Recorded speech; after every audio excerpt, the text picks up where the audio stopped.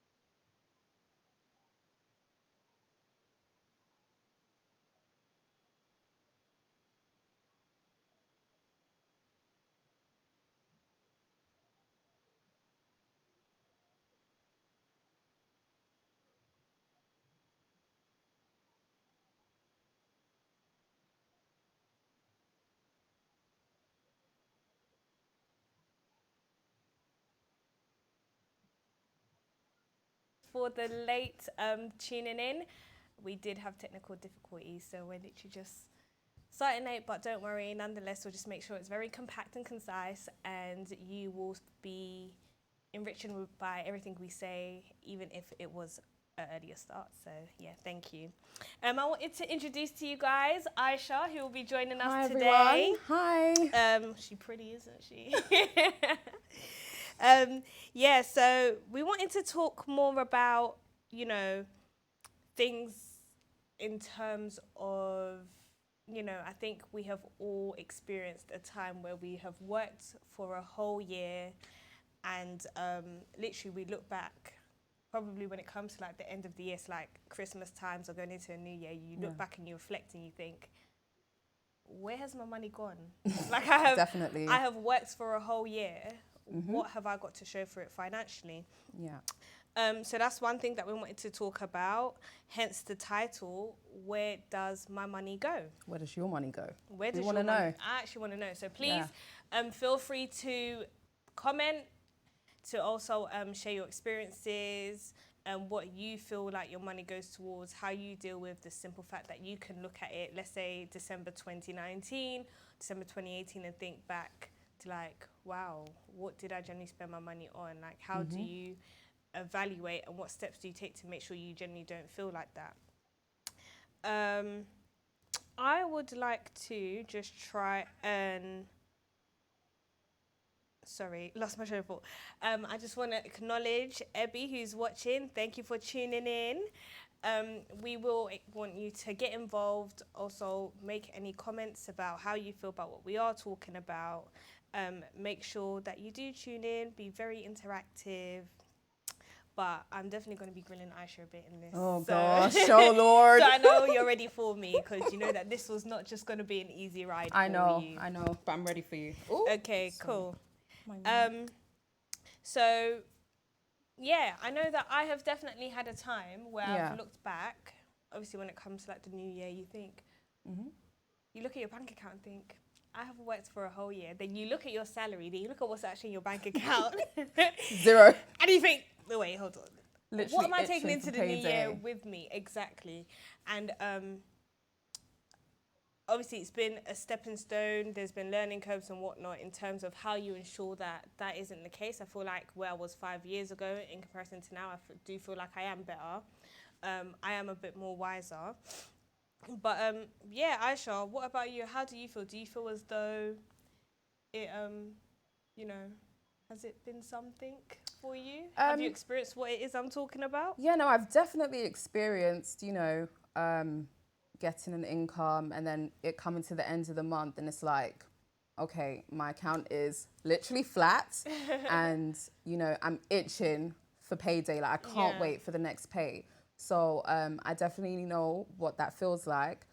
But, there is a way out of it. You don't Yeah. have to be in that predicament. You can definitely come out of it. You just have to you know, put things into place, and just have a plan and stick with that plan, and it will definitely happen. You'll be able to come out of it. But I have had those, you know, issues those moments of and issues, being flat, and you know, I can't wait for the next payday. High and dry, like high literally. and dry. It is definitely something. I guarantee you, this is just not a 1 day thing or a 1 month thing. And I think it's very, very, very important that we are not the type that will be living paycheck to paycheck. Definitely been in that circumstance where you feel as though, you know, your money comes in a whole week after payday, you're thinking, I have got another 3+ weeks to wait until money drops into my account again. And then you think back on the things that you've bought. So, for example, you can't even show for the things that you've bought. This is it. Like, most of the times you don't even know. Like, you can't even say what it is. It's like you just genuinely don't know. And it's like, how can you spend this amount of money in a month and not know where it's going? Like, how and why? See, now the problem with that is it may just be not planning yourself. It may be a situation of not thinking ahead. So, like, one thing I used to do, and no one should judge me because this was 5 years ago, straight out of university. When I actually graduated, within a month of graduating, I found a job because I was thinking, okay, well, summertime, I mean, I definitely want to enjoy. So I need money. But it wasn't even about, okay, I'm out of uni now, you know, next steps is adulthood. Obviously, you know that, but you're just kind of like, I need like money because you've gotten to a point where you're so used to being independent in uni. I don't know for those who commuted or if you actually stayed away. We were in Leicester, so we know that that's independence. You're not relying on mummy and daddy to, you know, when you come home from a lecture, there's food there. You have to do that yourself. You're going to have to spend money X, Y, and the other. So when I came back, I was like, okay, so there isn't student loan coming in. I can't ask. I've been away for like 3 years. I can't be relying on mum and dad because I've gone so long without having to rely on them. I needed a job. And I didn't wait directly or like straight away for a graduate job. I was working at William Hill. And literally, it was money comes in as quickly as money goes out as quickly as it goes in. And that's when I thought, this money, I'm working. But I can't save because it's like things are going out. It comes in, goes directly out. And at that point, nothing was going into my savings, I'm not going to lie. For quite a few years, it wasn't going, like money in my savings weren't staying. As Pastor would like to say, it was just taking a trip. It was just taking a short trip. Exactly. Your money, that budget that you have to save every month, just takes a little holiday into your savings account. But then over time, you're going to be going into and dipping into your savings account, just transferring to your direct account, just to be doing whatever you feel as though you need to be doing, and it shouldn't necessarily be that. But once I got my graduate job, that was when the unseriousness became. Like, that's when it began. I remember, actually, before I stick myself into it, Aisha. Aisha. So when you graduated and you got your first graduate job, what would you say was the first thing you spent your money on? Like, what was the first thing you treated yourself to? I can't tell you because the money was literally just flying. It was like just everywhere. But it's probably clothes, shoes, going out to eat. Just of that sort. I think that's what I spent my money on. What about you?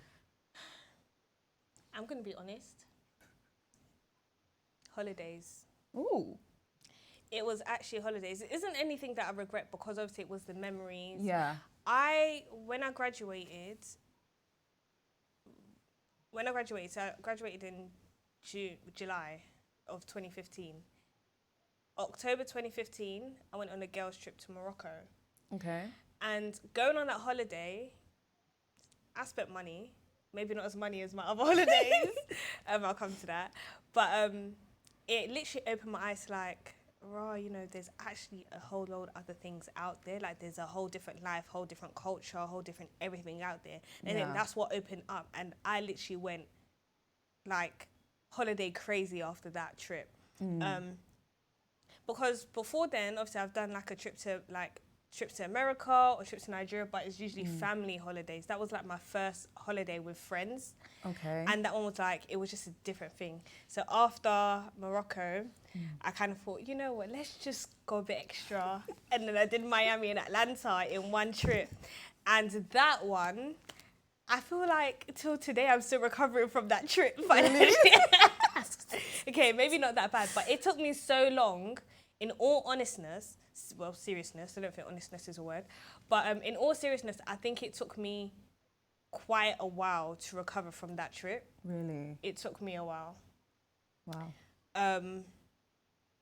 I don't even think that even stopped me from booking, because that within that same year, I'd done Miami, Atlanta, Morocco again. You were jet setting. Barcelona, and then I did Nigeria all within a year. And then literally from then it was like, okay, you need to calm down, you've done it. And then it was kind of like, now you need to generally start saving. But that was it for me. It was definitely my holidays that I got a bit carried away with. I would say my experience was a bit different from yours. For me, I was like, I just didn't even know anything about money management, and I never really valued money as well. I just, not that I didn't know that it was important. I definitely knew money was important, but it just wasn't of like, I just didn't value it basically. And that would probably be because, you know, my parents, hi, if you're watching, you know, they gave me everything that I needed. You know, and I'm thankful to God that they were able to be in such position that they were able to provide for me. You know, if I wanted to go shopping, you know, Mummy was there. Oh, it's microphone.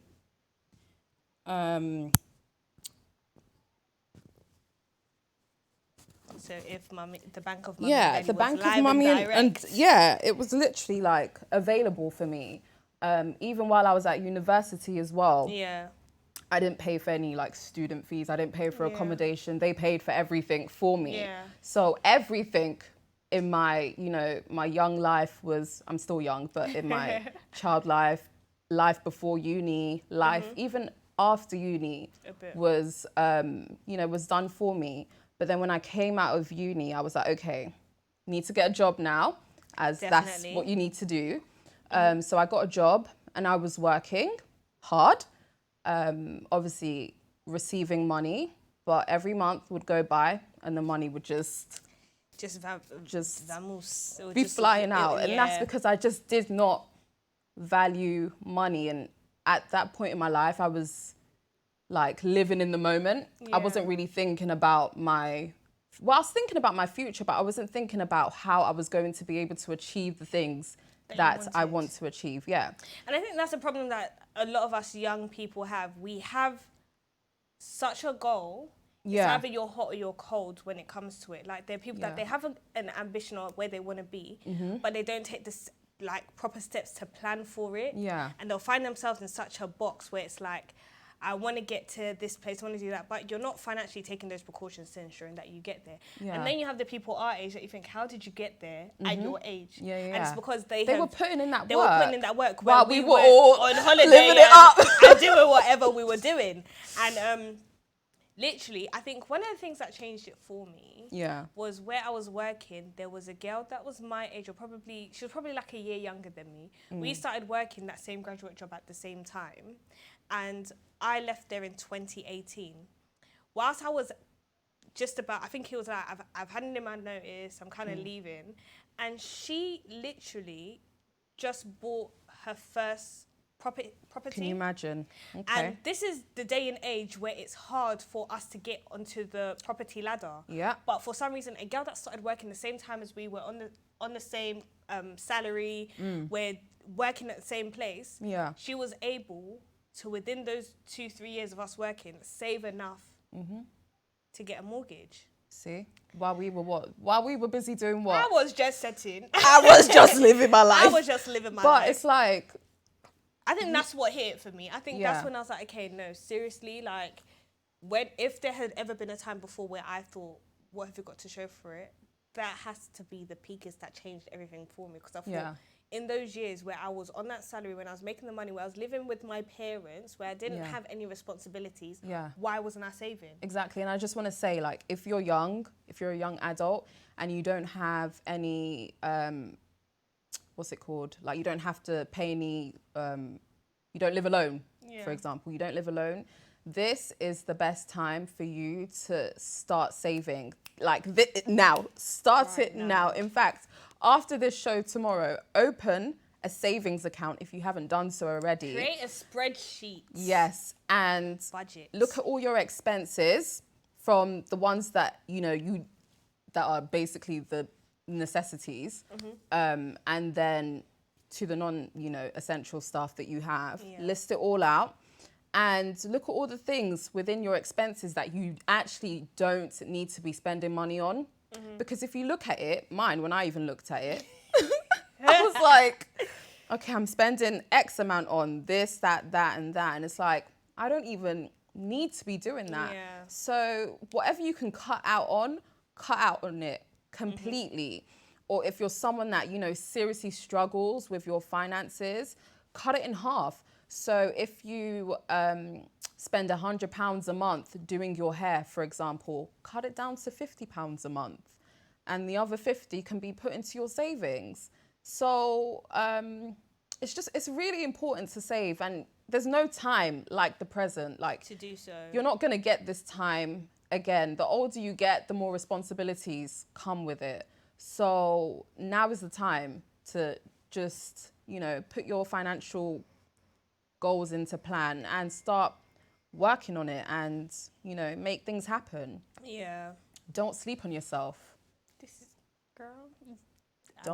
Don't do it. And you know what? It makes a whole load of sense. I think it is priorities, because when I think about why is it that this generation, the younger generation or whatnot, like, are not on that mentality that maybe our parents were at. I'm not saying that everything's the same in terms of, I do feel, mummy, daddy, don't take offense to this, I do feel like it was easier for them to get a mortgage within their time as opposed to us, in terms of how much housing is now, how like hard it is for us to, get onto the property ladder, etc.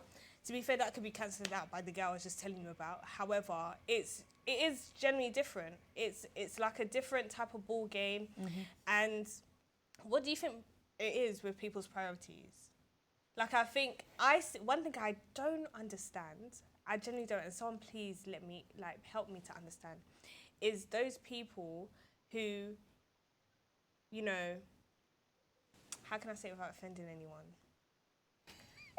I'm trying really hard, and this isn't an offense to anyone. But let's say you are living or you're working within a job that isn't the highest, or like, let's say if you're working as a basic salesperson in retail. Okay, yeah. Right? But your drip in terms of what you wear from head to toe is designer. Yeah. Even when I walk, let's say I'm on my way home from work and I see school kids wearing LV bags. Yeah. I don't own an LV bag. Like, you think, how do you have that type of mentality? Yeah. Where it's the latest thing. I remember in my time, school bags, you were the it girl if you had a Nike Just Do It bag. Yeah, yeah. But nowadays, it's kind of like you have to have those things that cost hundreds and hundreds just to feel as though you're the it person. Yeah. And I don't know whether, because obviously when you're in secondary school, you don't have money you can't even legally work. Yeah. So is it the parents that are kind of allowing them to have that mentality? Is it the way that they're being raised? How, where are you even finding that money? Like, this is the thing, but I think it could possibly be parents. And that may be the reason as to why the younger generation don't really have that much of a value for money. Yeah. Because to now try and get an LV bag from your parents, or like even AirPods for Christmas, or just little things like that, when the parents are giving it to them, they just will think, okay, 150 is is It's chicken nothing. change. Yeah, it's minor. Is minor. They haven't had to work for that 150, so they just think it comes easily, and that's the problem that a lot of people have. Yeah, definitely. Sorry, I just want to acknowledge a lot of people because I just saw a comment from, we have Sister Habby watching, Sister Betta, Sister Chioma, Noe's tuned in. Hey. Hi, Joshua. Hey. Thank you. I had Sister Habby say it might be fake. Oh, true? It could True? be. It could be. But it's still the mentality of thinking that you have to have such a bag for you to go to the extent of having. Because then when they do start earning, it's like that's all they're going to be spending their money on.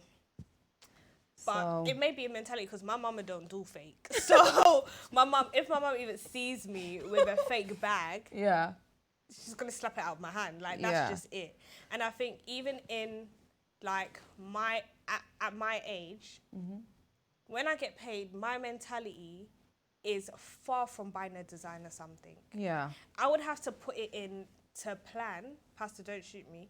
I would have to put it in plan for months before that, okay, I'm gonna buy this thing that's expensive.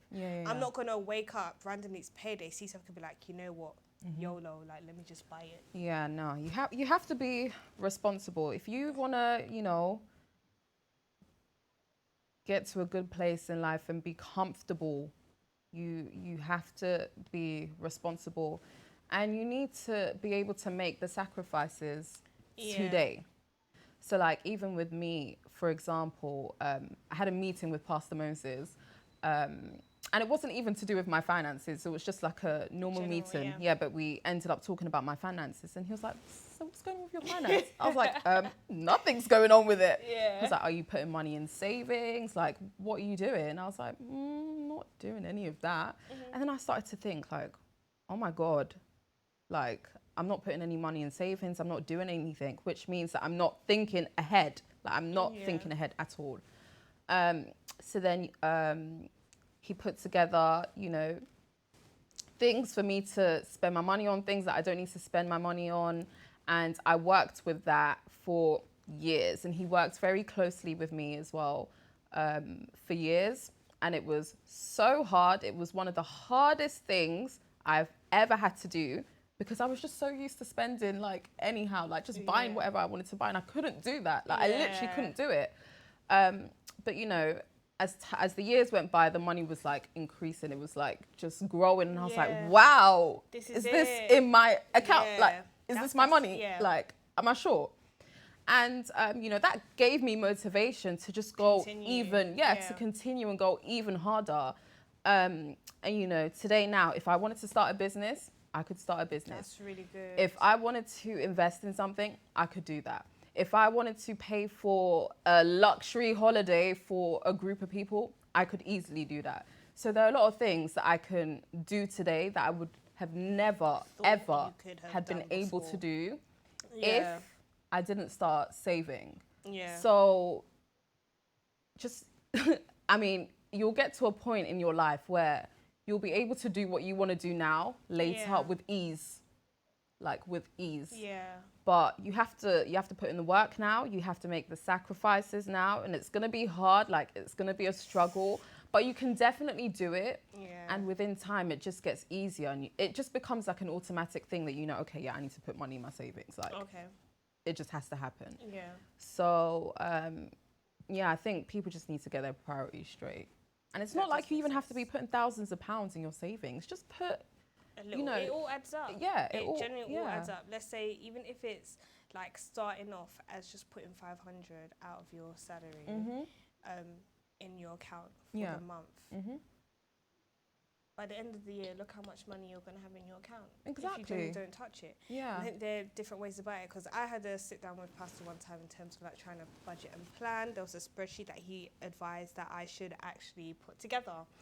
And he was like, if I randomly, let's say in like 3 months, if I randomly just tell you, open up your internet banking, your online banking, and let me see your statement. He was like, this is when I knew Pastor was real. He said, I don't want to see pretty little thing on Nastigal. When Pastor said that, I was like, you know what? I'm locking off my Pretty Little Thing loyalty account because they will just message you, hey, we got a 30% discount for you. Yeah. So use this at the checkout. And that's just like, you know what? Let me see what they have going on. Yeah. And literally, it was those little things. So I guarantee you, that's probably where one of the like outlets where my money was going. Pretty Little Thing. I had free next day delivery for a whole year. Me too. They literally have everything there. Yeah. If you just feel like, oh, I'm going out on Saturday, I just want an outfit. Yeah. You can find anything there, and it's not expensive. It's like fairly reasonable in terms of pricing for a lot of things, and have a really like literally Pretty Little Thing's my go-to. So when Pastor said that, I was just like, yeah, this is where it gets real. And I definitely, from that point till now, I have minimized the amount of like shopping that I do. There's certain places that I have unsubscribed from to make sure that, you know, I'm not being tempted with these 20% off, these 35% off. I'm trying. Before I even walked in here, Pretty Little Thing texted me. Yeah. Not an email. Therefore, okay, so you've unsubscribed from them. Cool. Let me text you and tell you got 30% waiting for you at the checkout the next time you visit. And they'll be like, Roxanne, we've missed you. Here's 30% off on you. I said, wow. They know what they're doing. Forbid. Yeah. You need to be so strict, and it is generally hard, but you need to get there. Yeah. You just need to get there.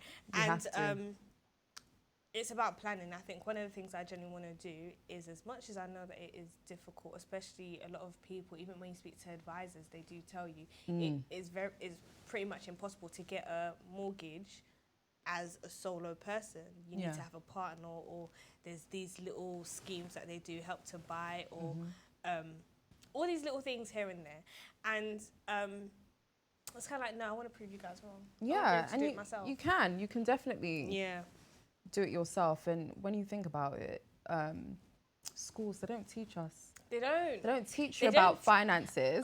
They teach you about sex education and all of those other stuff, but they don't teach you about finances. And I think it's just a way to keep the rich rich and the poor poor. This is it. So you need to literally break out of that and say no. Like, this is it, because I remember in secondary school we had like a citizenship class. Okay. But they only allowed half of the year. It was either you learnt religious studies or you learnt citizenship. All right. And I think during half of the year you swap for like a certain period, and then you get to pick which one you want to do. And a lot of people thought, well, religious studies, like, I feel like that's easy, I'm just going to do that. And a lot of people don't go to citizenship. And even with citizenship, they weren't teaching you about finances and budgeting. And I think that's one thing that a lot of people generally don't have. Yeah. And that's it. I want to acknowledge David, big up David. Happy has said, we love you, Pastor. Sister Bet has said, Pretty Little Thing for our beautiful Roxanne. And Joshua has actually said moderation and contentment is key. Exactly. Because you don't have to actually you don't have to actually stop all the things you're doing. Yeah. Just obviously have a balance. Moderation. I think that's what it is, because one thing that a lot of people do is they are working to live and not living to work. Now, I don't want to teach, or I don't want to be here trying to preach that all you should be doing is working and saving and not enjoying, because at the end of the day, you need a bit of downtime, you need definitely a bit of relaxation to do those things. At one point, Aisha, we are both guilty, so don't judge me. Okay, what is it? Our like idea of a lit evening or weekend out, it wasn't clubs, it wasn't all of that. It was hollering your friend to go to a nice restaurant and eat. Of course, yeah. For me, that's a Friday night or Saturday night. You definitely. Get dressed, you get dolled up, and you and your friends just go out and to eat somewhere.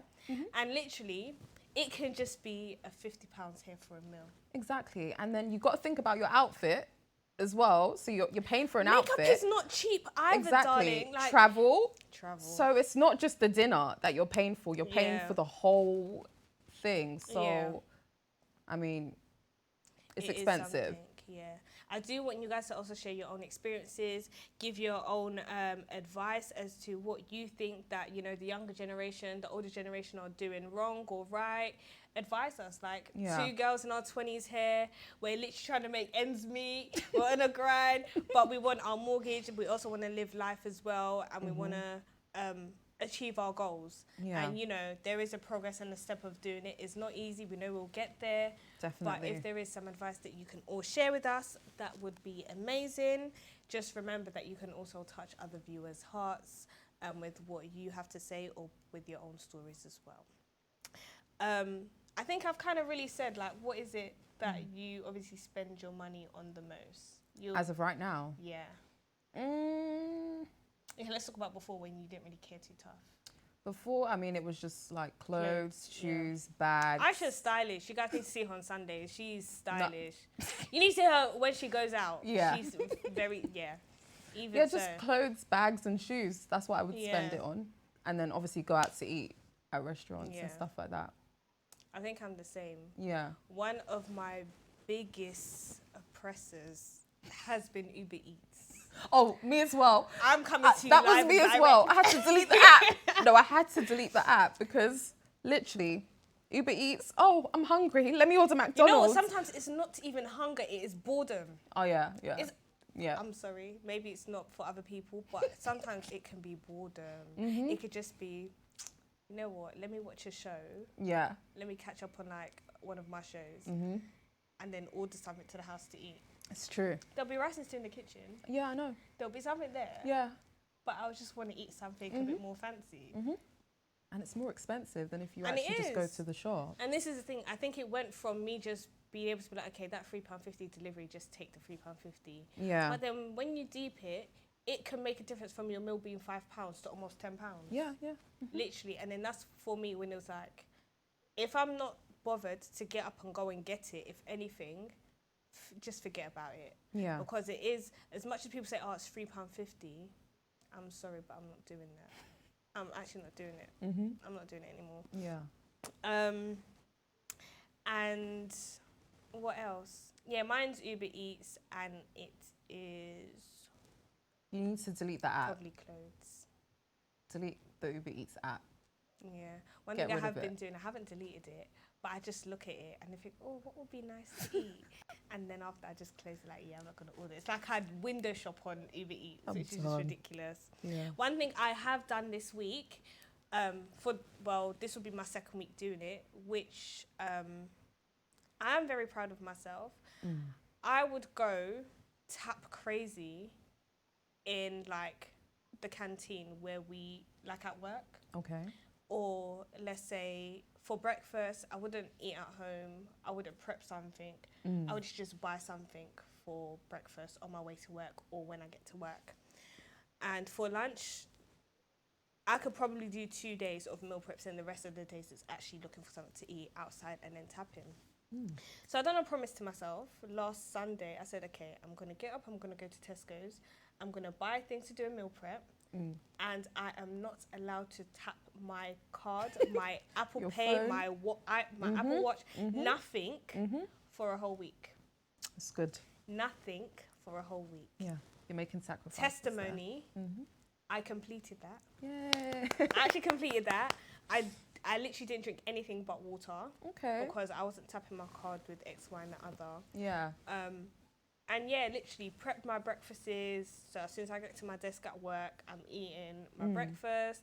Lunchtime, there was literally my meal preps that were there. If that meant me cooking every night, then that's what I was doing after work. Yeah. Even snacks, literally.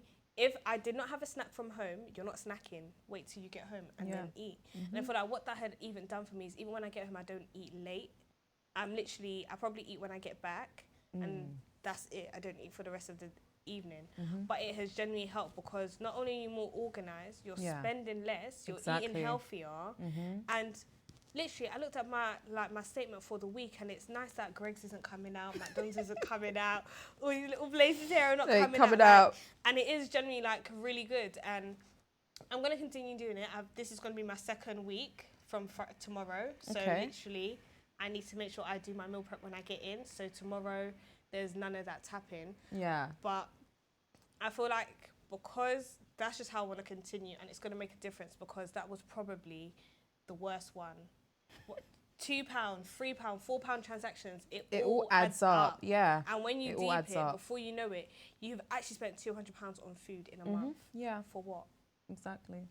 So, yeah, I would actually give people, I would honestly suggest that is something that you do. Yeah. If food is your main thing, even if it's clothes. Like I was saying, if you spend £100 on clothes a month, cut it down to 50. Yeah. You don't always have to buy something for an event. I'm sure you have clothes at home. Yeah. The majority of us have clothes at home, but we always just want to buy. You know what? If that's the case, sort your wardrobe out. Yeah. Sort your wardrobe out. I would never forget the time when my mum actually got at me and she said, you have clothes that you have not worn. Yeah, that still have the tags on them. I have clothes that still have the tags on them. So do I. So there's literally no reason as to why I need to buy clothes right now. Sort out your wardrobe from head to toe. Things that you have not worn in years or months. Yeah. It's either is going into the bag for charity or you're recycling it with your wardrobe next week. Yeah. And then you'll realise it will even become more fun. Oh, what can I throw in? Exactly. And mix and match. Yeah. And do outfit of the day on Instagram. Yeah. All of these little things. And then literally just see what it is. You don't need to be spending atrocious money on clothes. Not at all. all. I think when you get into that habit of doing so, it's good. How about separating your money? So I have my current account, which my pay goes into, and my bills come out of. Okay, yeah. Then I have my Monzo, which I will put £50 on it for, let's say, luxury, if that's and that's for the month. Literally luxury for the month, whether that is just a little Uber Eats takeaway. If it's literally just a little thing here or there, just a tap here for the month, or let's say you want to go out to eat, that's it for the month, and you need to be looking at that menu correctly in terms of what is it that you get. Yeah. Then something I actually started doing this year is, because I don't want to get so caught up in just saving and not doing anything about it, I actually have a piggy bank where I put £50 in every month. Okay, that's good. And then good. At the end of the year, I'll decide what I want to spend my money on. Okay. And that may be my treat to myself. But I would say literally half of my salary when I get paid goes into a different, a separate account for saving. There are times, I'll be honest, I do dip and dive into it if needs be. But that's the way I would dissect my money and my finances. That way, it's not a thing where you see everything at once and you feel okay, yeah, I've got money. Yeah, you can just start buying things that you don't need straight away. Yeah, no, exactly. I think dividing your accounts is definitely important. Yeah. It's like me, as soon as I get paid, I pay my tithe and half of it goes in savings. That's actually exactly how it should be and how it needs to be. Yeah. I just want to acknowledge some people that are watching. We have T, Maximum Zing, carrying cash instead of cards could help, which I definitely think is definitely a thing. I got to a point where I was so used to carrying cash, because that way it's easier to kind of keep track of what it is that you are spending. I haven't been doing that, so I need to actually get into doing that. And we have Joshua who said financial management should be an integral part of our everyday lives. Exactly. Don't spend beyond your means. Everyone should have a daily and monthly budget as regarding expenditure, which is good. Sister Betta said MVP. Sister Habby said keep it up. Sister Shema said well done. Karen Kosh instead. Very true. And leave the card at home and remove Apple Pay. Yes. Now, it's hard, but... It is hard because I do use my Apple Pay for oysters. We have Tosin Mustafa, who is literally tuning in from New York. So I want to give you a little hey. Thanks for tuning in. I hope you are enjoying the show. Please feel free to actually put your comments in. Give us advice as well with how you feel maybe you have learned from you know, your experiences and whatnot. Yeah. So Tabby says, thank you, Pastor Moses, for teaching them how to save. Yes, thank you, Pastor. Thank you we so have much. to. We have to. Yeah. Also learning from Sister Trim. I know there are times where you Yes. have wanted those expensive bags, but you know you can do it as well. Yeah. And I know that as well. So one of the other things I would like to ask, if you won, let's say 2 million, let's make it a bit realistic. Wow. Something happens, you know, you find, I don't want to say lottery ticket. Let's say a lottery ticket. Pastor, we didn't pay for the lottery ticket, we found it. And there was £2 million on that lottery ticket. What are you spending your money on? I want you guys to participate as well. Let us know if you found, not even if you found, if you won 2 million. Yeah. Or money just randomly came into your account, you came into a whole load of money, what are you going to be spending your money on?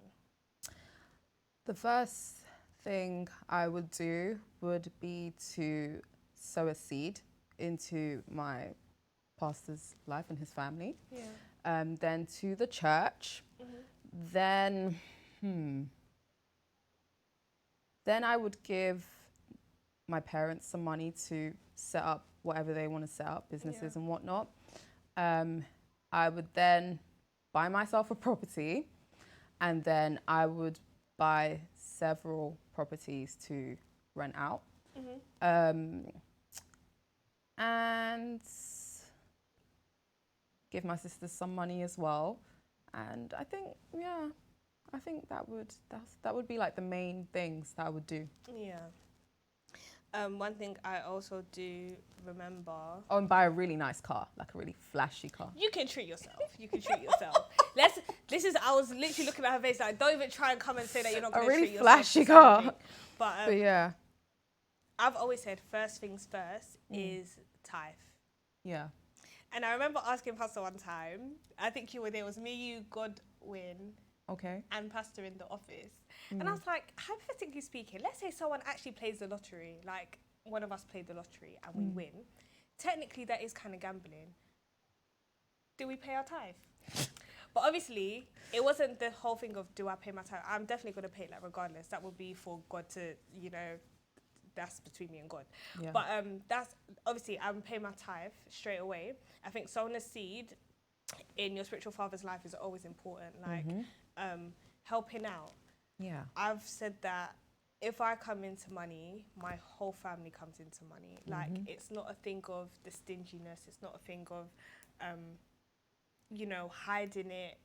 And I think where a lot of people have gone wrong, because you hear about these people who win the lottery or millionaires that go bankrupt. Yeah. And you think about the things that they were doing. It was houses here, it was holidays here. It was literally buying out the bar when they go out with friends, clubbing this, doing like... Investments is one of the things that I have learned from here on out. Yeah. You need so to important. invest. So Do important. not put money in a dead investment. Like, your money, wherever you put it, needs to be able to duplicate. Should grow. It needs flourish. to grow and flourish. It needs to be a seed. You know how we say when we sow a seed for this man of God or women? It's because it doesn't just stay there. It flourishes into something else. Exactly. And that's exactly what you need to ensure that you are doing to make sure that you get to the place you need to be. And stinginess gets you nowhere. I've realised that. For all the millionaires out there, for all the people that have made it out there, and you don't want to give back, it will come. Your own will come. But literally, you can't. I genuinely think, like, and sometimes you question, like, why is it that someone was able to come to so much money, but they're so evil with it, or they're so stingy with it? Like, people need to genuinely, like, I don't even know what it is. I don't know. And it does happen. But a lot of people just don't have money management. That's the problem. That's what it comes down to. Like, see money, blow it. See it, blow it. And it's like, everyone wants more money, but if you can't even work with what you have right now and set that in place, when you have more money, you're going to be doing damage. You're literally going to be doing damage. So you need to focus on building yourself and teaching yourself how to manage money. Otherwise, more money come in your hands is the same way it will leave. And it's just about setting a goal as well, not just for yourself, but you need to think in some time from now, you're going to want to get married, you're going to want to have kids. And exactly. It's that salary is not just going to have to stretch you, it's going to have to stretch the household. Yeah. And one thing that I've been saying is I don't want to get a shock when I move into like my own house. Yeah. Like, financially plan. You can't be reckless in your priorities. If it came down to paying for a new phone or paying for your council tax bill, what are you doing? And it's that priority, like, it's that priority, because people think council tax bill, like, push that to the side. Yeah, I need the phone, man. I need the phone, like, what? Upgrade, holiday coming up, I need them Insta pictures. Exactly. There are different types of priorities that people have, and I think once you have that in place and together, then you're fine. And as much as we say, you know, save, pray. And I think there have been times where I have struggled within work or whatever, and I generally can say, I don't know where the funds come from. I took about, 4 years, 4 months. I was out of work for 4 months. And within that time, it was, obviously there's savings, but I didn't save as much as I generally should have for someone that was leaving their role there and then. Yeah.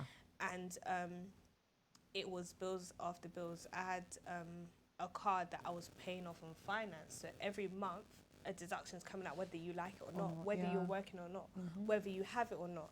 And a slight miss of a payment is like your credit. That's it. And I thank God that within the whole 4 years of paying, I have never missed a payment. There are times where I have thought, where's this money going to come from? And God has miraculously done it for me. I promise you, prayer. As much as we sit here and say, financially plan, do this, do that. Ask for strength. Ask for discipline. Ask for a financial breakthrough. There's so many things that you can ask your Heavenly Father for, and you shall receive it. But heaven helps those who help themselves as well, honey. So you need to, God's not going to give you something that he knows you are not going to be able to manage. Absolutely not.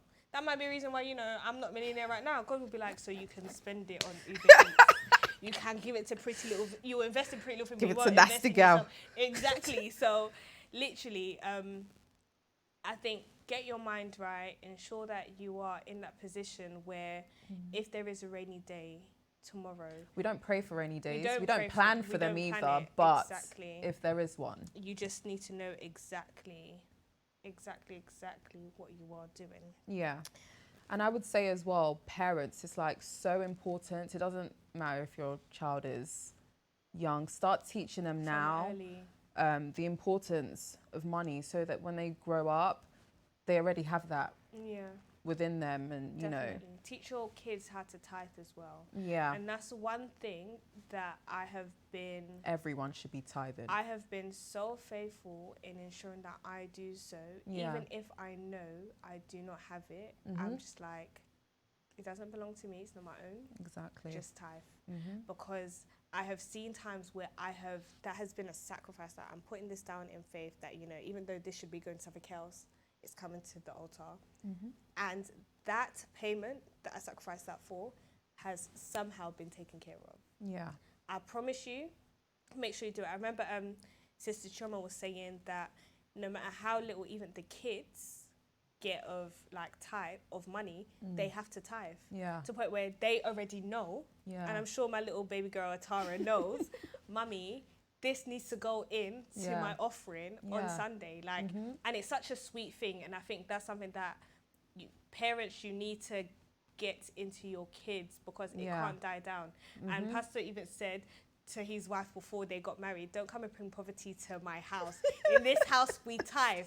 So it is so important to make sure that you've got that like under the belt. Like, honestly, guys, that would never be a dead investment. Tithing will never, ever be a dead investment. And just, you'll see your seeds grow. You'll actually reap from it. Just be obedient, be disciplined. And I promise you, You'll definitely get through it. You will get there. Yeah, you will. You will. I am going to literally end off by reading some of the last things that we do have here.